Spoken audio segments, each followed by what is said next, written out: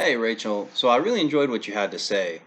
And one thing that kind of, I guess, caught my attention was when you were talking about how you partially agree with Fowler's stance on if we can motivate ourselves, and like how the negative work environment kind of plays a role in our own motivation. And to an extent, I do want to challenge that because as far as I'm concerned, the way I've lived my life, and I've been through negative work environments and negative team environments throughout, my sports career, I can say that one thing that's never changed is my mental fortitude. And I think one thing that's not talked about when it comes to motivation is the fortitude behind motivation. And that comes from the trials and tribulations of your own life and your experiences throughout life.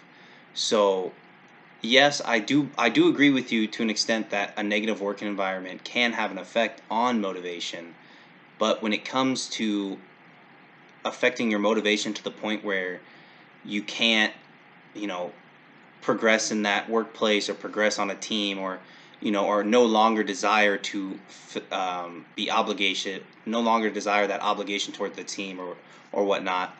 I don't feel that a negative working environment will have that effect. I'll say it'll dampen that motivational spirit, but with the right mental fortitude and the right, just mindset about what you're doing, I think that kind of conquers pretty much everything that a negative work environment would have, or a negative leader.